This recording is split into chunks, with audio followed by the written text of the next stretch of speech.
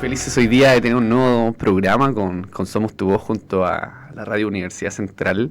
Y hoy día tenemos varias noticias y novedades. Tenemos un entrevistado de gran categoría, el cual nos va a venir a contar su experiencia respecto al cáncer infantil. Y vamos a estar conversando con él durante todo el programa, lo cual va a ser muy entretenido y socioeducativo tanto para nosotros como para las personas que nos puedan estar escuchando. Así que les quiero mandar un saludo a todos los que van de vuelta de dejar a sus hijos del colegio o van atrasados al trabajo o hasta pasaron de la noche y terminaron ahora despertándose recién. Así que les mando un saludo a todos los que nos pueden estar escuchando y vamos a tener un programa súper acompañados ahora. Viene llegando nuestra compañera Francisca Jara.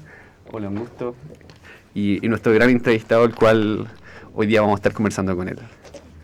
Así que eso, estamos aquí medio nerviosos, ansiosos también de la conversación y esperando a que esto sea muy gratificante para nosotros como para la gente que pueda estar escuchando. Bien, Bruno. Saludarlos a todas y a todos en este día de viernes por la mañana. Van a ver hoy 29 grados. 29 grados. Oye, Bruno, y le contaste a la gente que tenemos hoy día un tremendo invitado. Exacto, estamos aquí. No he dicho nombre. Estamos todavía con la sorpresa, es secreto. Lo tiene en incógnita, con redoble de tambores. Exacto. Tiene que haber aquí algo, una presentación digna.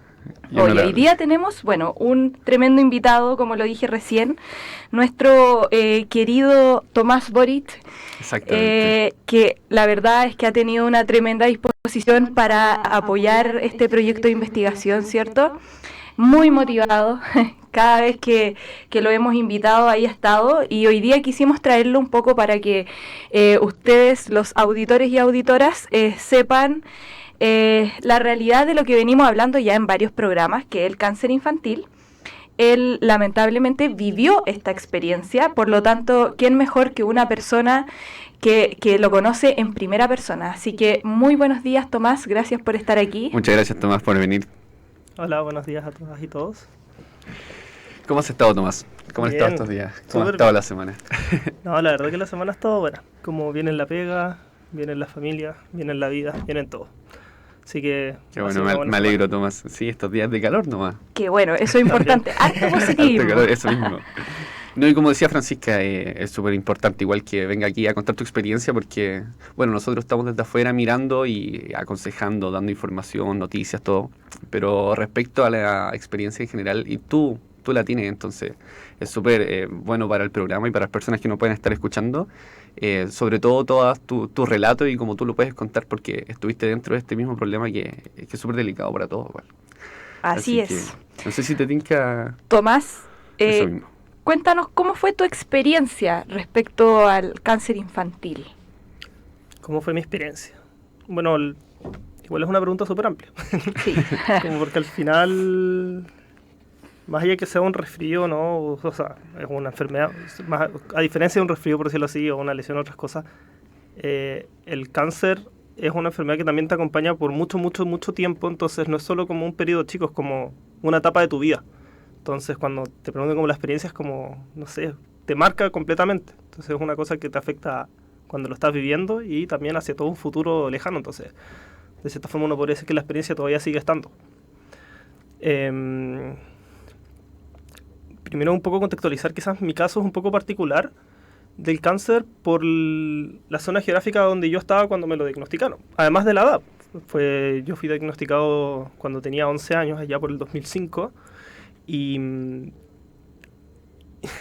vivía en Punta Arenas. Entonces partió todo con un mal diagnóstico, donde les habían mencionado en su momento, me habían dicho que tenía dermatitis atópica, yo me rascaba la piel durante un mes, me saqué las cejas, tenía como heridas en la piel de tanto rascarme. Recuerdo que hasta profesores como que se rieron de mí como compañeros de colegio porque, claro, uno no tenía cejas y uno echándose crema todas las noches. Y al final uno tenía un cáncer. Ese es como el primer problema que uno notó, que la salud en regiones es muy distinta también. Sí. Se demoraron más de un mes en diagnosticarme cáncer. De hecho, no me lo diagnosticaron en Punta Arenas, me vieron y me mandaron para Santiago a los 11 años, dejando todo, mi tierra, mi familia, mi mascota, mis amigos, y ahí es donde parte todo. Y ahí cuando me dicen que uno tiene cáncer cuando uno es chico, tampoco entiende. Yo creo que uno lo empieza como a entender después o cuando ya empiezas a vivir el proceso. Pero todo ese proceso previo donde se ve como la familia se entera que tu hijo tiene cáncer, es súper fuerte. Como las ves destruidas y uno no entiende. Entonces, yo creo que la experiencia como principal es que uno empieza a vivir la adultez de mucho más chico. Empiezas a tener otras responsabilidades y el núcleo familiar, como te lo enseñan, se rompe. Las relaciones entre los familiares se rompen y se forman de una manera muy distinta, donde todos asumen un rol distinto que nunca estaba preparado. Entonces ya no es como papá, mamá, hijo, hermano, sino es como paciente con cáncer y el resto de la familia. Entonces, es bien complejo eso. Toma una consulta. ¿Cuál fue el diagnóstico que te dieron? ¿Qué tipo de cáncer? Linfoma de Hodgkin. Ya. Y dijiste antes que te diagnosticaron primero dermatitis atópica. Sí. Eso implica que son diagnósticos errados hasta que llegaste al diagnóstico del linfoma, ¿no? Claro. Yo el problema que tenía y cómo me lo diagnosticaron, y esto igual quiero como especificar que cada cáncer es muy distinto. Hay una cantidad de tipos de cáncer, pero son muchísimos y presentan distintos síntomas. De hecho, yo nunca supe por qué me dio cáncer, por ejemplo. Pero uno de los síntomas que tuve es que me picaba mucho la piel. Me picaba mucho la piel. Yo recuerdo ponerme bajo el agua de la ducha con el agua muy caliente porque eso como que me rascaba la piel. Básicamente como me la irritaba y eso como que me producía como este placer de estar rascándome. Y también la ligaba un poco como la necesidad. Y por eso fui como porque tenía la piel seca y me la rascaba y el médico dijo, no, esto tiene que ser dermatitis atópica, échate una crema. Y estuve así un mes o más. Entonces, ahí va como la primera falacia, en realidad, o sea, el primer como punto complejo en donde el médico o médica, no recuerdo en su momento, ni siquiera como me hizo los exámenes adecuados, solo lo hizo como al ojímetro, por decirlo así. Exacto, sí. De hecho, hace poco hicimos una entrevista que fue a Máximo Boloco y coinciden respecto a los malos diagnósticos que dan al principio de la enfermedad. Entonces, igual es un tema súper complicado respecto a que el cáncer se tiene que detectar, ojalá, lo antes posible porque es un tratamiento muy largo o si no, después tiene muchas complicaciones cuando ya la metástasis está muy así como expandida. Entonces, el primer diagnóstico tiene que ser, entre comillas, lo más fidedigno para partir con este procedimiento y todo el tratamiento que conlleva tener cáncer. Entonces, claro, en el fondo es tiempo ganado. Exacto. Cada día es un día ganado cuando el diagnóstico está establecido desde el génesis de la enfermedad. Toda la razón. Tomás, te hago otra pregunta. ¿Cómo el cáncer afectó tu estructura familiar? Eso es lo más fuerte, yo creo. Pero el cáncer le afecta... Y esto lo he conversado con otras personas y familias que han como vivido experiencias de hijos con cáncer. Porque ellos mismos han tenido cáncer y es algo que se comparte mucho. Bueno, de partida se genera un vínculo donde se quiebra un poco la familia porque yo tengo que viajar a Santiago con mi madre y me tengo que quedar allá durante varios meses. Como 9 meses estoy en Santiago en tratamiento. Y ahí yo me quedo con mi hermano Gabriel, que en ese instante estaba estudiando Derecho y estaba en primero o segundo año. Entonces, básicamente, los primeros meses vivo con ellos. Y ahí se genera el primer quiebre. Yo estoy con ellos dos y también está mi hermano en Punta Arenas, el Simón, y con mi viejo, con mi padre. Entonces, el núcleo familiar se divide en dos, como si la familia se hubiese separado. ¿Por qué es importante el tema de región acá? Porque Punta Arenas está a la cresta, está a la mierda. Disculpen el vocabulario. Está muy lejos y... Mira, hoy en día los pasajes están brutalmente caros. Cuando un pasaje ida y vuelta sale 500 lucas. A mí no me alcanza, a mí me cuesta poder viajar. Como yo no podría como darme el lujo de viajar ahora para las vacaciones, por ejemplo. Y en ese momento la situación es que si bien los pasajes eran un poco más baratos, también los vuelos eran menores, era más complicado viajar, entonces no es una conexión tan directa. Entonces se rompe ese núcleo y se forjan distintos lazos. Mi madre pasa a ser, más que mi madre, mi cuidadora, y yo paso a ser la cuidadora de mi madre, eso lo mencionaba antes, como uno ve a tu familia sufriendo tanto que uno trata de tomar una postura de poder cuidarlos. Sí. Y tú eres el único que puede cuidarlos si es que disminuyes tus emociones. Entonces, si yo me muestro muy débil, veo que a mi familia le afecta y se ve muy débil. Entonces, ¿qué es lo que uno hace? Se fortalece por dentro. ¿Cómo se fortalece? Omitiendo sus emociones, no demostrando tanto afuera, y entonces así quedando más tranquilo. Entonces, ese es como el primer quiebre, como que uno deja de ser tanto un hijo, sino un paciente, pero también trata de cuidar a tu familia. Entonces pasa a ser como el papá también de tus papás de repente. Bueno, y lo otro que se genera un vínculo muy fuerte con mi hermano Gabriel, porque él es el que está ahí cuidándome, apañándome, y nunca tengo la necesidad de protegerlo porque él, por alguna razón, logra comprender esto y me hace sentir como parte de la vida, si no una persona distinta. Y bueno, con mi familia en Punta Arenas, ahí se rompe harto porque no los veo casi nunca. Yo cuando en ese momento lo entiendo que mi padre tiene que trabajar y ganar dinero, entonces lo juzgo por no estar conmigo en Santiago. Y me costó años darme cuenta que básicamente estaba siendo un idiota yo como juzgándolo de esa forma, pero uno tampoco tiene las herramientas para verlo.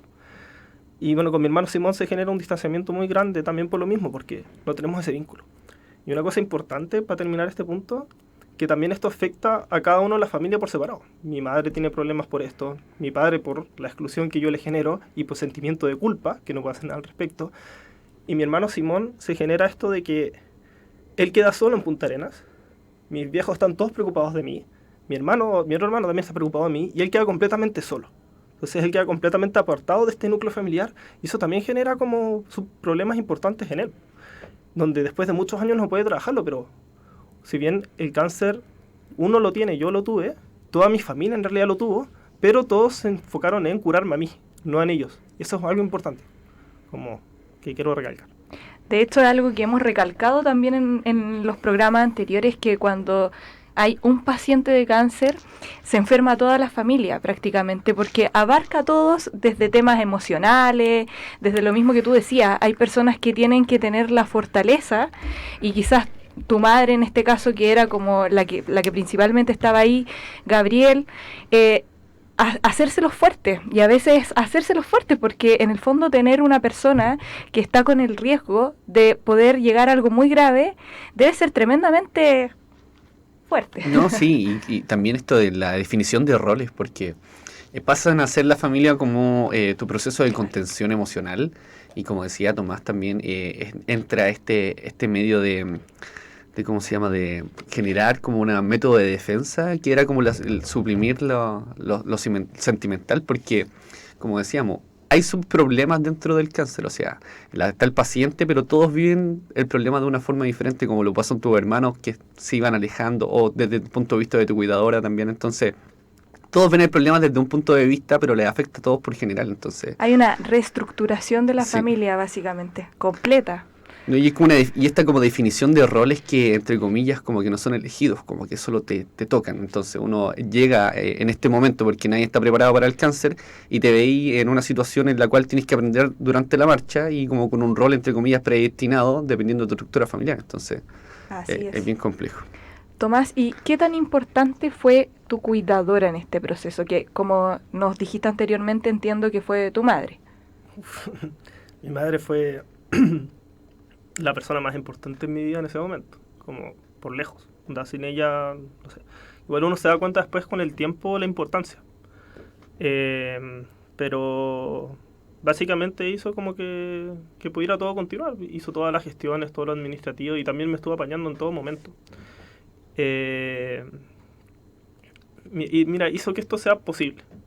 Yo no siento que igual con otra madre pudo haber sido distinto, no sé, depende ahí. Bueno, las madres cuando tienen un hijo enfermo lo dan todo por su hijo. Este fue el caso, entonces para mí ya fue muy importante en ese sentido por eso, y también porque era no estar solo, era como una forma de no estar solo. Y ese fue como un poco el rol que cumplió mi madre, como el de sentirme acompañado, que eso es como lo importante. Nosotros conversábamos también en otros programas que cuando esta enfermedad ocurre tan chiquititos, de repente no se sabe muy bien qué es lo que estás teniendo. Entonces, en el fondo, como que tu madre, en tu caso, y en el caso de los auditores o auditoras que nos estén escuchando, cualquier persona que cumple el rol de cuidador es clave. ¿Y por qué es clave? Porque en el fondo el niño ve un poco cómo está ese cuidador para intentar entender la enfermedad. Entonces, si el cuidador claramente está con un ánimo de vamos a salir adelante, de no va a pasar nada, como que lo interiorizan. Y nos ha pasado con los demás entrevistados que nos han comentado su experiencia, que nos han dicho precisamente esto, que es como que el reflejo de sus cuidadores les sirvió para poder decir, no, yo voy a salir adelante, no me voy a preguntar por qué me está pasando esto a mí, y hay que luchar. De hecho, lo comentaba, le hice una entrevista a la doctora Marcela Suyeta, la directora de Fundación Nuestro Hijo, y ella igual comentaba también desde el rol de la cuidadora, la bajada de información, porque, bueno, las palabras generan realidad, entonces, desde el cuidador hacia el niño, que entre comillas tiene poco deslumbrimiento como de lo que está pasando, entregarle la información, decir lo que le va a pasar, acompañarle durante todo este proceso, va cargado desde un punto de vista anímico, que lo entrega la cuidadora más que el niño, porque el niño puede pensar que es un proceso, cualquier cosa, no entiende mucho lo que le está pasando, no entiende mucho lo que es el cáncer, y ahí entra como el rol de la cuidadora, en la que le va a estar diciendo, oye, dándole ánimo, dándole consejos, estando ahí. Si la cuidadora está bien, el niño lo más probable es que también esté bien. Entonces, como, no sé, vibrar en cierta frecuencia para que vayan avanzando hacia como una meta positiva. Sí, mira, respecto a eso, igual como siento que es un poco más complejo, porque el tema de enseñarle a un niño cómo tiene que llevarlo a cabo, o sea, le estás diciendo a un niño como que tiene una enfermedad que se puede morir. Como, sí, mucha gente no lo cuenta porque no sabe cómo decirlo, etcétera, y las familias tampoco saben cómo abordarlo. Y si bien a mí me hubiese encantado que me dijesen todo eso, pero también eso tiene que venir acompañado de un programa de salud mental. Onda, tú a una persona le tiras esa bomba cuando es chico y quizás queda peor, como de una. Sí. Entonces, sí, ojalá sea así, pero tiene que venir acompañado de una ayuda de salud mental de parte de algunos de los proveedores. Durante los procesos del tratamiento que tuviste, ¿estuviste acompañado con salud mental? O sea, dentro de los centros de salud, ¿nunca estuvo como dentro del programa oncológico como esta ayuda de...? Tengo entendido que no. Puede que yo la haya rechazado. Yo en ese momento como que no creía en la salud mental. Pero yo nunca recibí. Pero la verdad, siendo honesto, no tengo claridad si es porque yo la negué o porque yo no la quise... o sea, porque yo la negué o porque simplemente no existía. Y en el caso de haberla negado, ahí también hay un tema de que hoy en día se ha naturalizado un poco más la importancia de la salud mental y que no es un tabú. Como tener problemas de salud mental está bien, como es raro no tenerlos. Exacto, así como la desinformación de lo que provoca la salud mental, y eso que ahora es un tema que ha sido de suma importancia para casi todo realmente, así como tanto en lo laboral como en los estudiantes. La salud mental es súper importante para tener una estabilidad emocional y poder seguir afrontando los problemas que tenemos cotidianamente o en la vida. Así es, cada vez más latente. Bruno, Tomás, nos vamos a nuestro primer corte musical. Pero Bruno, te voy a decir a ti que leas la introducción a nuestra canción, porque es un artista que te encanta. Exacto, a mí me encanta, Roberto Carlos. Que tú querías tenerlo, así grande. Que dale. Bueno, dice el popular cantante brasileño Roberto Carlos está pasando por uno de los peores momentos de su vida al anunciar la muerte de uno de sus hijos.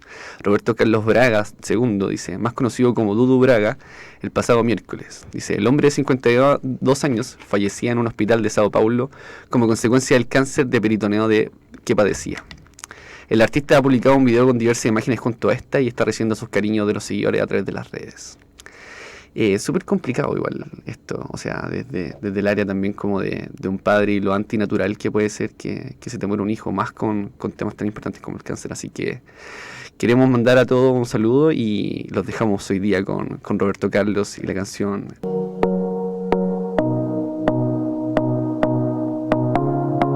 Estamos escuchando Somos tu Voz, la importancia de los cuidadores y cuidadoras vinculado a la socioeducación respecto al cáncer infantil. Estamos de vuelta en la 107.1 en el corazón de Santiago. Debo decir que por primera vez Bruno no coreó la canción porque se dedicó a conversar con nuestro invitado. ¿Dónde está el karaoke? No hubo tiempo para el karaoke, ya estábamos aquí entretenidos con nuestro invitado. Rompiste la tradición. Rompí la tradición. Más se llama Lady Laura. Igual, homenaje a cuidadoras, porque está siempre esa visión hacia la madre y volver a sus brazos. Pero sí, estábamos aquí entretenidos, aprovechamos te lo vamos a perdonar por esta vez. Aprovechamos un momento para conversar cosas importantes, así que... Así es. Tomás, ¿cómo fue el trato de los profesionales de los centros de salud? Que igual es algo clave, porque en el fondo los centros de salud pasan a ser un hogar. Pasas tanto tiempo ahí que yo creo que pasa a ser un hogar. Entonces el trato que te brindan, obviamente que también queda ahí marcado. Sí, fue increíble. Fue increíble. Yo le tengo mucho cariño a las personas que me atendieron. Las enfermeras, como era verlas cada día, era como una alegría, porque además eran te llenaban de alegría. Como sé que hay todo un tema médico de lo que ellas hacen, pero lo que uno veía es todo el amor que te entregaban. Onda, tienen una pega doble, que es ser las enfermeras son cuidadoras, pero además son enfermeras, como una pega muy, muy brígida. Como también como creo que hay que ponerle como énfasis en esa pega doble que hacen. Y bueno, los doctores, la doctora Weithflug y el doctor Barriga, que fueron los oncólogos que me trataron, fueron increíbles, me explicaban todo, siempre estaban disponibles. Igual que yo quiero hacer el hincapié que yo me traté en la Católica. Privada, entonces yo tenía una atención de salud como de lo más top quizás que uno podía obtener, probablemente lo mejor que uno podía obtener en Chile. Entonces, esta es mi realidad y no sé si es así en todos los otros centros. Yo tengo entendido que en general, no sé, las enfermedades siempre como tienen estas energías como por los niños en todos lados, pero no sé cómo es el trato de doctores, por ejemplo, en otros lugares, desconozco, no soy quien para decirlo. Y en ese sentido fue súper importante cómo ellos se acercan a mí. Recuerdo solo una vez como que hubo un doctor que me chocó un poco, que fue cuando me tuvieron que hacer una biopsia al final, para saber si estaba bien o mal, si ya estaba recuperado o no, y el doctor era como un doctor adulto, como que trataba a pacientes adultos. Y ahí noté la diferencia de tacto, y yo dije, oh, me odia. Y es como, no, así son los doctores, solo que los otros doctores que tratan niños como que en realidad te quieren, y como que son distintos. Como fue la primera diferencia. Si hubiese sido así todo el tratamiento, quizás hubiese sido más desmotivante el ir día a día. Como decían, es un hogar, es un mal hogar, porque al final yo tengo malos recuerdos asociados a la clínica. Estás por algo negativo ahí. Sí, pero ellas hacían que eso fuese como viable también. Son parte de los cuidadores, ahora que lo pienso. Nunca lo había pensado, pero fueron parte de ese como grupo de cuidadores. Sí, porque están igual estas habilidades blandas como para entregar información, que es súper compleja respecto a decirle, como decías tú al principio, de decirle a un niño que tiene cáncer y que es una enfermedad tan mortal, porque igual se asocia al tiro hacia la muerte.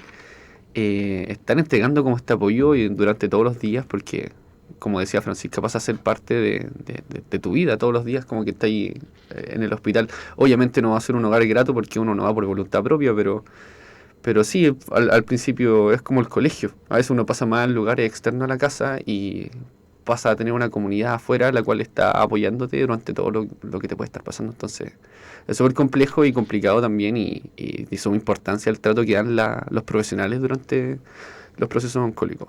Así que, bueno, ¿y crees que en Chile se necesita mayor intervención política con esta enfermedad?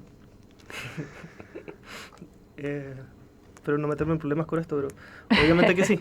Sí, no, totalmente. Y eso es algo que voy a hablar como mi persona. No, sí.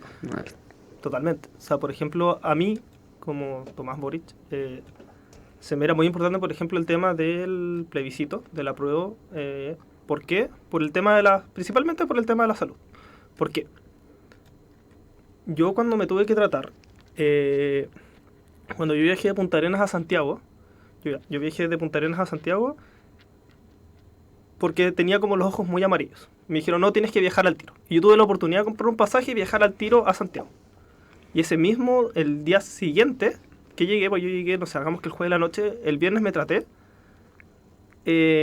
O sea, el viernes me fue a ver un doctor, me palpó como los ganglios, me dijo, oye, tienes cáncer, probablemente tienes que ir a un centro oncológico. Fui al tiro y me trataron al día siguiente. El día siguiente empezó mi tratamiento. Y ahí algo que siempre cuento, que mi madre le decía al doctor, hoy no puede esperar el fin de semana porque quiere ir a Disney. O sea, a Disney, hay que ver, a Fantasilandia. Ojalá fuese Disney chilena. A Fantasilandia. Y la doctora le queda mirando y dice, señora, si su hijo espera, probablemente el lunes esté muerto.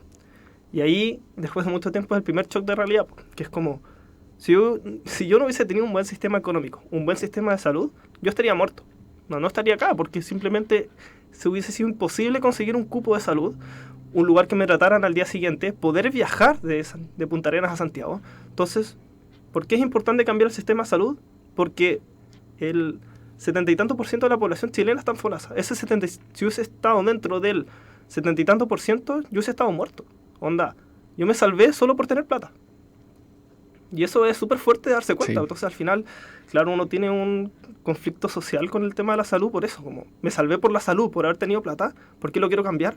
Porque no está bien que solo un 20% en realidad tenga acceso a esta salud, tenga esta opción de salvarse. Yo recuerdo, en su momento lo conversábamos, con mi familia, que también Gabriel igual era esta persona que me trataba me enseñaba también de la vida mientras yo vivía eso. Y dentro de estas conversaciones me dijo, probablemente, el 2005, probablemente si tú hubieses vivido en La Pintana, ¿cómo no estarías vivo, cachai? Porque así funciona Chile, así funciona la salud en Chile. Entonces sí, tiene que haber una intervención como en el sistema de salud completo. Y respecto ya a temas de cáncer, como mencionaba, como Chile tiene unas tasas de supervivencia de cáncer infantil altísimas, como muy buenas. Entonces creo que en eso estamos bien, tampoco hay que como que tirar todo que está mal y no. Solo que el acceso a la salud es el problema. Hoy en día, como con el copago cero, es más fácil acceder a la salud, pero el problema son los cupos. Por ejemplo, tengo entendido, yo igual lo hablaba con enfermeras del área de salud de oncología infantil, que los cupos de pacientes infantiles son bastante rápidos. Como si uno tiene que hacer un examen, etcétera, es muy rápido. Pero para adultos hay exámenes que hasta se demoran 3 años. 3 años. En esos 3 años yo tenía 3 días. Sí, 3 días. Exactamente. Y 3 años no te da, te morís. Entonces, sí, hay que hacer un cambio robusto al sistema de salud. No se logró con eso por ABC motivo. Ojalá se puedan lograr reformas al sistema de salud que vayan en esa dirección. Un acceso a la salud, que es yo creo el principal problema que podría tener el cáncer. Quizás no infantil, reitero, porque tengo entendido que es más accesible. Pero sí el cáncer en general, la salud en general. Sí, de hecho con Francisca las primeras sesiones que tuvimos le hicimos harto énfasis a la universalidad de todo lo que son los recursos y bueno, a la descentralización también de todo lo que es súper importante, porque ya al fin y al cabo no pasa solamente como a las comunas que quizás son más vulnerables, sino como que a las regiones en general. O sea, si no estás en Santiago Centro, al fin y al cabo no logras así como tener un tratamiento como a tiempo. Y me llama mucho la atención también de tu relato que, obvio, como estábamos hablando también del mal diagnóstico, llega justo casi como al diagnóstico verdadero, el cual te pudo salvar y empezaste con tu tratamiento. Entonces, qué importante eso, porque quizás te demoraba una semana más y llegabas con un tratamiento ya mucho más desfavorable, en el cual quizás las probabilidades de mejoramiento iban a ser menores. Pues en ese sentido yo el cáncer he ido descubriendo mucho con el tiempo. Como hace unos meses conversando con mi mamá me descubrí otra cosa más. O creo que fue conversando con Gabriel, de hecho, que me comentaba respecto a cuando yo me hice el examen. O sea, cuando me dijeron que me tenía que tratar. Y me comentó Gabriel como, oye, ¿recuerdas qué pasó esto? Y yo lo tenía totalmente olvidado. Y era que a mi madre le habían pasado una radiografía en los pulmones. Y la foto era como negra. Entonces mi mamá decía, ¿dónde están los pulmones? Están ahí. Pero ¿cómo? No se ve nada. No, es que están tapados del cáncer.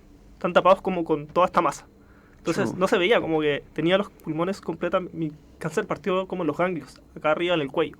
Y se expandió por todos los pulmones. Entonces no se veía nada, no era algo muy favorable como el panorama, pero era tratable porque, como mencionaba, el linfoma de Hodgkin dicen que es como el cáncer menos malo, entonces se puede tratar quizás más fácil. Yo desconozco temas médicos en tanta profundidad, pero claro, yo quizás con un par de días más no me da.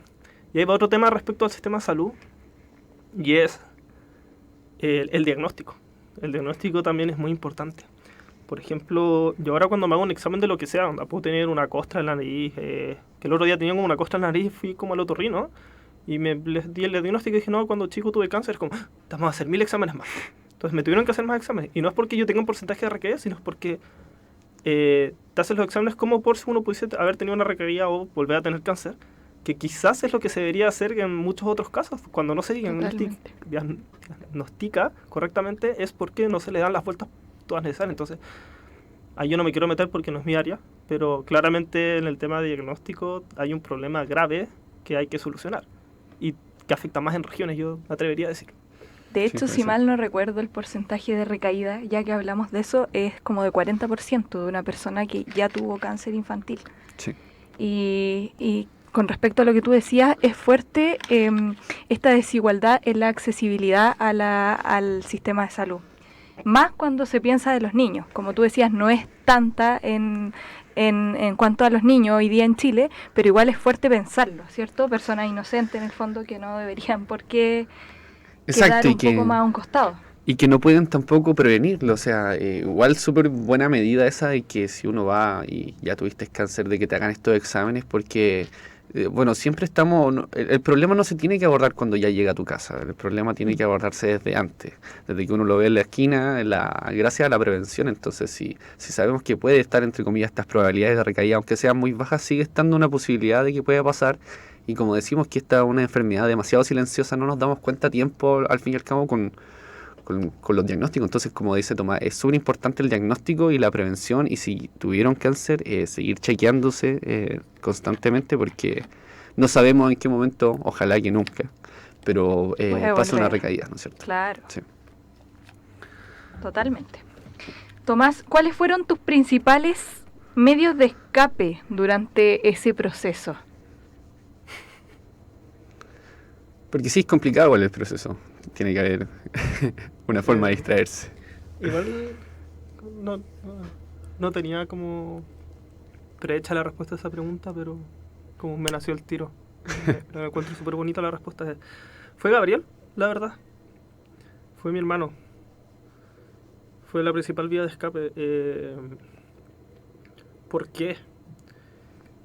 No sé cómo también, pero y esto es algo importante que ojalá los cuidadores con futuros pacientes que tengan, no sé, familiares con cáncer o que a futuro puedan tener, es importante que el paciente no se sienta solo y se sienta acompañado. Gabriel lo que lograba era que no me hacía sentir diferente. Me invitaba a hacer cosas, siempre me leí. Recuerdo que siempre iba a leerme como al hospital, iba todos los días. Pero más de eso me invitaba a hacer actividades como cotidianas que todos hacían y no me miraba distinto. Cuando yo me juntaba con mis amigos, por ejemplo, me miraban como, o me trataban como con más cuidado porque tenía cáncer, estaba pelado, etcétera, más cachetón. Con Gabriel siempre fue como igual el trato de siempre. Entonces, lo que me hizo sentir Gabriel fue que en ningún momento me sentí solo, me sentí acompañado y también sentía que valía la pena. Que yo como que era importante y no le generaba preocupación, entonces yo podía ser yo en ese momento. Y eso es súper importante con un paciente de cáncer, porque te dan ganas de seguir día a día, te dan ganas de darlo todo y no sentirte solo. Yo creo que eso es lo más terrible cuando uno tiene una enfermedad de este calibre, es el sentirte solo porque no sabes cómo abordar tus emociones, o porque te tratan distinto, ves que todo es distinto. Entonces, eso es lo más importante, yo creo. Y ese fue mi medio de escape, el sentirme acompañado. Y respecto a actividades, no sé, ajedrez, yo creo que era en su momento, ese tipo de cosas. Juego nacional de ajedrez mientras tenía cáncer. Me fue súper bien. Salí como tercero, recuerdo. Y alfabetiqué nacional porque al día anterior me había dado una reacción alérgica a un medicamento. Entonces tenía este dolor en las piernas constante. Como la rodilla como que me palpitaba todo el día y me dolía. Me fui a tratar, terminé el hospital, no sé, el día anterior me quedé en la noche y al día siguiente a las 2 de la tarde empezaba el mundial, el nacional. Y salí, no sé, duró varios días, salí creo que como tercero por ahí. Fue mi mejor nacional. No sé, fue súper raro. No, pero igual, Sí, pero bien. Tenía esas vías de escape de cosas, porque amigos no tenía muchos, pues sí. Estaba solo en Santiago. Sí, por eso mismo, Sí. uno igual abandona todo lo que es el área de confort. Cambió de ciudad, Sí, entonces me imagino que tus amigos eran los que quedaron allá, ¿o no? Sí. Estaba... Igual yo tuve la oportunidad económica de poder asistir en un colegio acá para no repetir de curso. Buenísimo. Ahora, yo no sé si eso fue bueno o malo. Yo creo que sí, porque no repetí el curso, pero igual te somete a una presión súper grande, que fue el convivir con un montón de otras personas. Fui al St. Gabriel, creo que se llama, y todos me miraban como si tuviese cáncer. Hasta recuerdo un tipo que una vez me hizo bullying porque me quitó el jockey. Yo andaba con jockey porque no me gustaba estar pelado. Hasta me quitó el jockey, me empezó a wear y nadie hizo nada. Y como que todos me miraban así como distinto, igual me aceptaban y todo, pero me aceptaban como una persona con cáncer. Entonces Claro. fue un choque igual súper rígido, igual como que no me gustaba tanto ir al colegio. Pero mi beneficio fue que, bueno, aprendí cómo a manejar esa situación mentalmente, y lo otro que no repetí el curso. Pero ahí uno ve como, quizás, pues, bueno, también no me sentía solo, tenía otras actividades, no sé. Es complejo. No, y es verdad esto que también me hace pensar, Tomás, el respecto como a esta cuota de normalidad, como que ya está bien, uno puede ser víctima de una enfermedad, pero tampoco quieren que te miren siempre como la víctima y que te hagan este trato especial, porque al fin y al cabo como que igual te segregan, aunque sea de una visión positiva, quizás como para darte apoyo, o quizás, no sé, existe este susto porque estás enfermo, pero igual, o sea, lo que uno quiere de niño es sentirse pertenecer como a la comunidad hay en un general. tipo de discriminación positiva, negativa, y cada uno puede evaluar su punto de vista, pero existe la discriminación en el fondo. Y obviamente que afecta psicológicamente más cuando eres un niño, que ya te encuentras con un proceso complejo, en el caso tuyo, doblemente complejo, porque tuviste que dejar tu lugar donde vivías, a tu familia, dividirse la familia, y sumarle a eso, llegar a otro colegio, en donde te miran distinto, en donde sí te hicieron bullying, de cierta forma, es complejo. Sí, no, y se provoca esta diferenciación también que cuando uno es chico lo único que quiere es jugar, tener amigos, como que, no sé, pues tener como ese espacio en donde uno es partícipe de esta catarsis infantil, en donde todos queremos ser como felices. Entonces, claro, aunque hay una diferenciación desde una visión, entre comillas, quizás positiva o delicada respecto a lo que uno está pasando, igual te sacan desde ese grupo. Entonces, es complejo igual. Te voy con otra pregunta, Tomás, que nos parece súper importante con Francisca, que ¿crees que la desigualdad económica afecta la calidad del tratamiento y las probabilidades de recuperación? Mira, a priori diría que sí, pero también hay que ser responsable con esto y no sabría darte la respuesta correcta. ¿Por qué creo que sí afecta? Bueno, de partida lo que sí afecta sí o sí es que, mencioné antes, si no hubiese tenido plata yo no estaría vivo. Pero en el mismo, como por ejemplo si fuese una clínica, un lugar privado o un lugar público, donde uno se trate, no sé si el acceso, o sea, como cuando uno ya está instalado con el tratamiento, no sé si es distinto o no, en el sentido como corporal.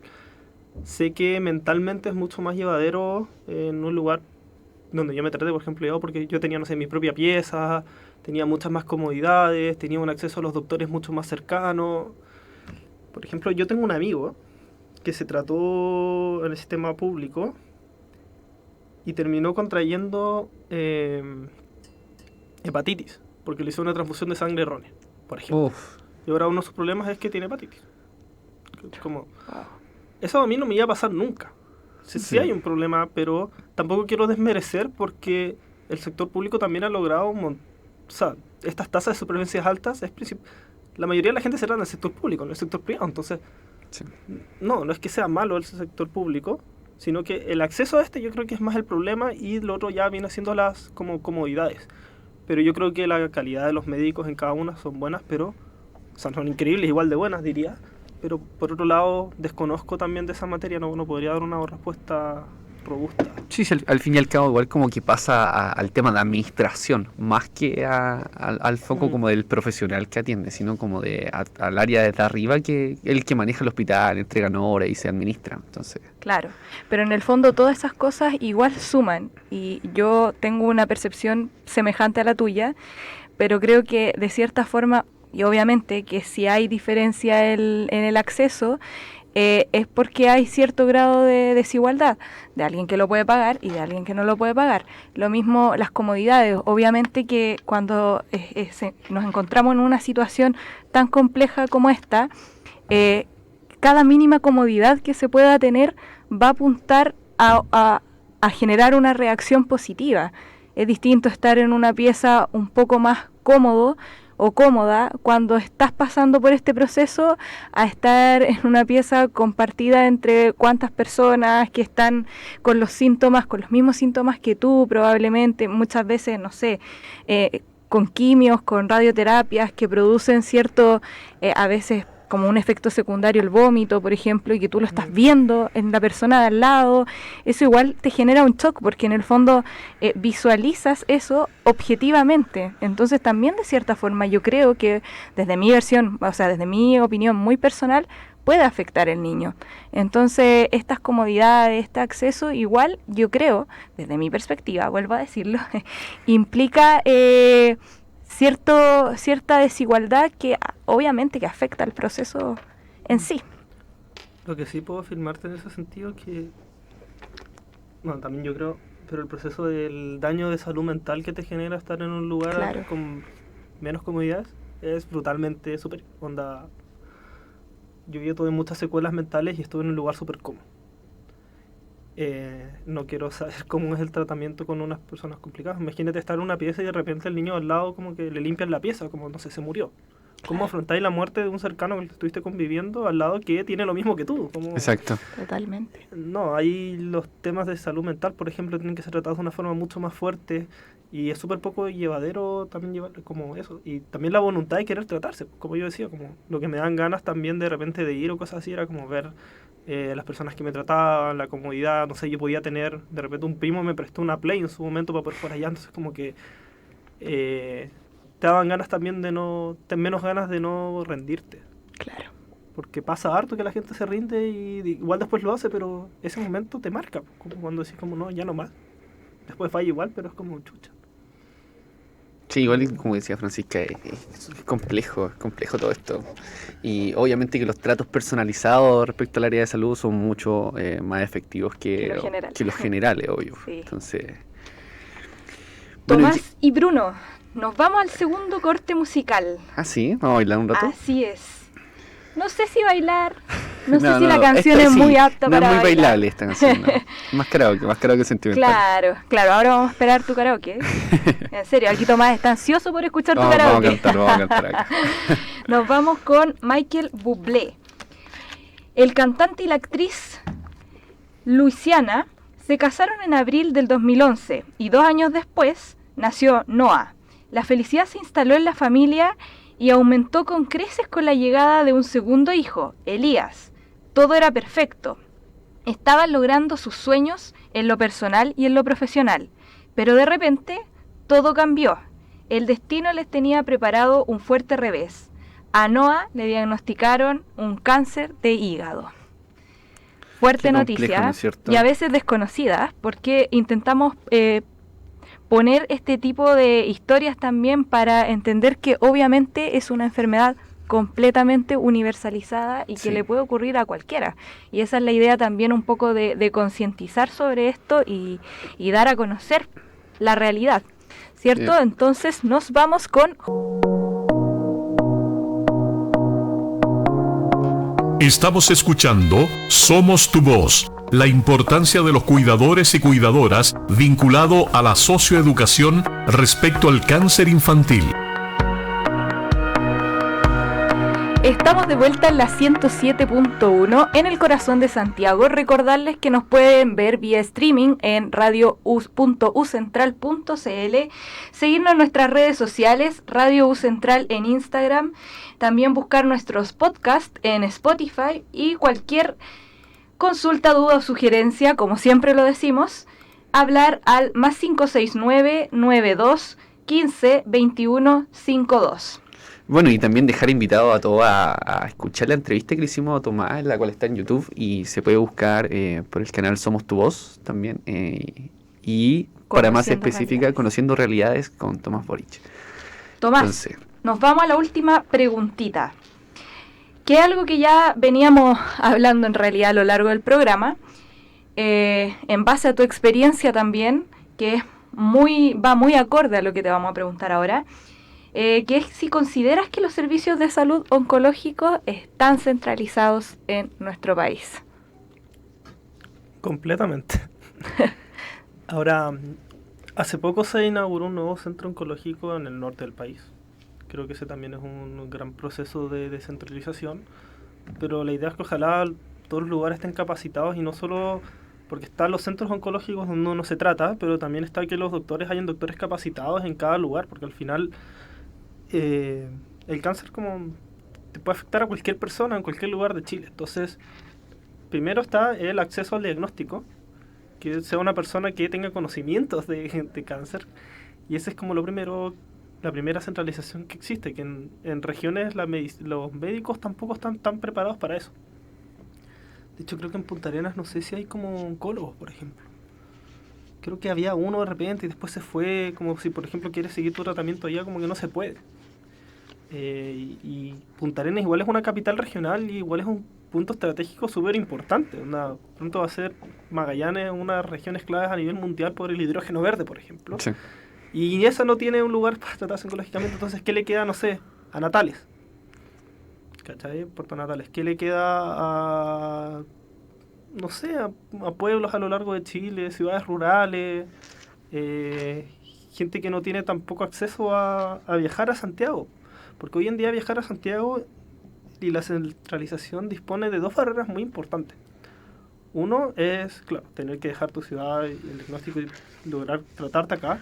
Y lo otro también es venir a Santiago y tener cómo pagar un arriendo, por ejemplo. Yo trabajo en esa área y los arriendos, si bien no son brutalmente caros, comparado con antes, por ejemplo, lo que sí está pasando es que la ocupación de arriendo está casi como en un 90 y tanto %. Entonces, encontrar un arriendo que se acomode a tus ingresos hoy en día es muy difícil. Entonces, también está eso, como ya, estás encarcelado, tienes que viajar, pero no solo tienes que viajar, tienes que encontrar dónde vivir, cómo comer, etcétera, bla, bla. Entonces, sí. ¿Y qué se puede hacer por eso? Bueno, ahí se me escapa un poco, pero claramente hay que descentralizar por macrozona, por ejemplo. Como que se pueda uno tratar en su macrozona como mínimo y después ir como descentralizando más y más y más y que no todo dependa de Santiago. No, y también es súper clave igual lo del otro. O sea, mira, igual lo anteriormente señalado nos permite, te vamos a preguntar también sobre la accesibilidad universal a la salud pública. O sea, desde la descentralización o la centralización de los servicios oncológicos, ¿cómo esto afecta a la accesibilidad universal a la salud pública relacionada al área oncológica? O sea, es que el acceso a la salud en general, de mi experiencia en Punta Arenas, si uno tenía que tratarse algo importante, tienes que viajar.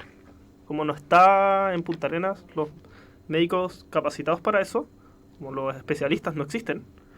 Y lo otro que pasa, o sea, en algunos casos, y lo otro que pasa también es que uno también tiende a confiar más, si uno tiene que hacer algo importante, tiende a confiar más en los de Santiago. Entonces, Punta Arenas siendo capital, claro, ya desconfiar allá es una cosa compleja. No quiero desmerecer médicos que trabajen allá, ¿no? Sino como que no están las especializaciones muchas veces. Y ese es como el primer como problema. Y bueno, el acceso a eso es que son en general privados. Como si el sistema como público como tiene muchas carencias de accesibilidad, el sistema privado también las va a tener dentro de lo que son las regiones porque están todos casi en Santiago. Así es.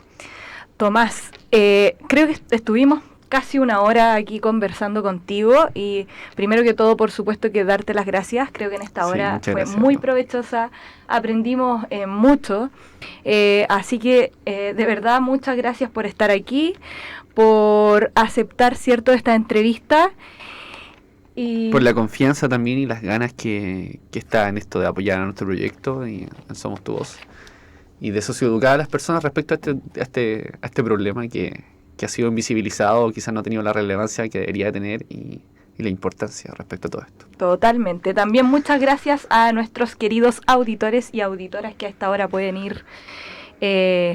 Yo creo que la mayoría a esta hora está trabajando. Sí, ya ¿cierto? está trabajando ya, o sea, a menos de que se hayan atrasado a la pega. Claro, o que estén ahí con caña. Oye, sí, o no sé. Ya no se juzga a nadie acá. No, totalmente. Queremos igual dejar para el próximo programa invitados a todos porque vamos a estar hablando sobre la noticia de las cuidadoras, cómo postular y cuáles van a ser los beneficios respecto a esto. Así es. Yes. Y nos vamos a nuestro último corte musical para despedir el programa. Exacto. ¿Qué es? Es Beyoncé, vamos a ponernos un poco más alegre. Bueno, así escribió la estadounidense, el padre de la cantante, o sea, ella tuvo un problema con su representante, que fue un dato que se dio en un programa pasado. Pero queremos dejar con Beyoncé, con la canción